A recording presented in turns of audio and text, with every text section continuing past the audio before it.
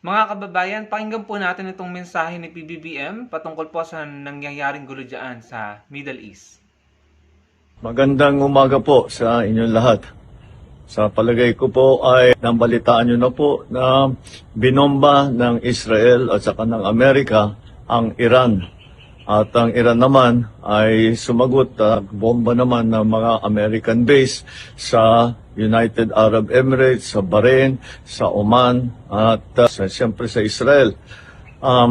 Alam naman natin na napakarami ang Pilipino diyan sa bandang Middle East. I'm sure nag-aalala kayo sa inyong mga kilala, mga kaibigan at mga kaanak na nandun. Mula nung nabalitaan natin na nagsimula itong gera, ay nagmo-monitor na kami kahapon pa ng late afternoon sa ating mga embassy, sa ating mga labor attaché, sa lahat ng mga embassy natin doon sa Middle East. At nais kong i-report sa ating mga kababayan na sa ngayon, as of 9 o'clock Sunday, wala po tayong natatanggap na report na may casualty na Pilipino. Wala pong Pilipino ang namatay, wala na Pilipino ang nasaktan. At sa ngayon ay patuloy ang aming pag-monitor para tiyakin na nasa magandang kalagayan ang ating mga kababayan sa Middle East.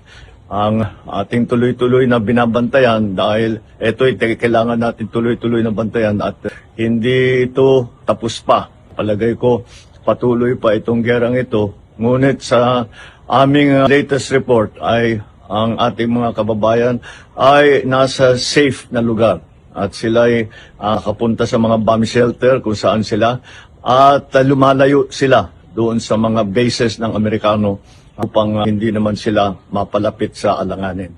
Patuloy po ang pagre-report natin habang dumadating po ang report sa akin.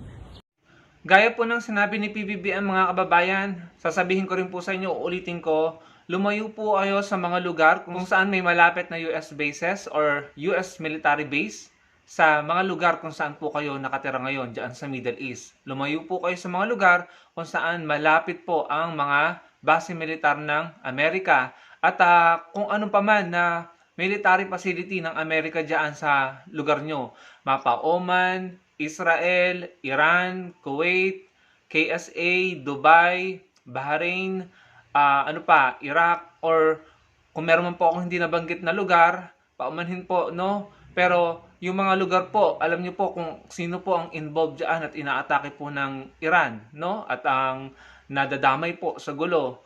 Yung mga lugar po na kinalalagyan niyo diyan, kung alam niyo po ay madadamay o nadamay na, lumayo po kayo sa mga lugar kung saan may malapit na military base ang Amerika. Dahil yung po ang tinatarget ng Iran. At wag naman po sana na lumala pa ang nangyayaring gulong ito dyan sa Middle East. Napakarami pong Pilipino na andyan ngayon. Kung kayo po ay nai-stress dyan, naiintindihan po namin, pero mas nai-stress po ang mga pamilya nyo dito sa Pilipinas. Mas nagwo-worry. Kaya magdasal po tayo pare-pareho. Magdasal po kayo dyan, magdadasal din kami dito sa Pilipinas. Ipagdadasal namin ang inyong kaligtasan. At nagpapasalamat ako sa binalita po ni PBBM na wala pong Pilipinong nadamay. Sana habang nangyayari ang gulong ito, wala na talagang madami na Pilipino dahil masakit po yon. Pumunta po kayo dyan para magtrabaho para sa pamilya nyo. Panigurado po ako, hindi kakayanin ng pamilya nyo na uuwi kayo dito nang hindi nila magugustuhan ang kalagayan nyo. So, ang payo ko po sa inyo, unsolicited advice, lumayo po kayo sa mga base militar ng Amerika dyan sa mga lugar nyo, dyan sa Middle East, no? At kung maaari, maghanap po kayo ng mga bomb shelter po dyan at mga pwede nyong puntahan as evacuation. Kung malapit din po kayo sa mga Philippine Embassy, makipag-coordinate kayo nang malaman kung paano po kayo evacuate or para malaman nyo po kung paano kayo makakaalis sa mga delikadong lugar. Makipag-coordinate po kayo sa Philippine Embassy at yung mga mahalagang phone number na kailangan nyong itago or alamin nyo na po At kung ako po ang tatanungin nyo, kung kaya nyo pong pumunta sa Europe or sa mga bansa, mag-migrate muna kayo sa mga bansang ligtas, and then bumalik kayo dito sa Pilipinas, para po sa akin mas okay yon. Kahit pa siguro mahihirapan kayong maghanap ng trabaho dito ngayon or nalilitan po kayo sa sahod, siguro magtiyaga po muna, no? Kung kaya nyo lang naman pong bumalik, hindi naman po ako namimilit. Alam ko yung opportunity dyan kasi ibang-iba sa opportunity sa Pilipinas, no? At alam ko gumastos na rin kayo para makapunta dyan at talagang malaki po yung naitutulong sa pamilya nyo ng pagtatrabaho nyo dyan sa Middle East. Pero sa ngayon, dahil po may nangyayaring gulo at parang hindi naman siya humuhupa at mukhang hindi po siya titigil anytime soon, ano, pero sana tumigil na siya at matapos na ito.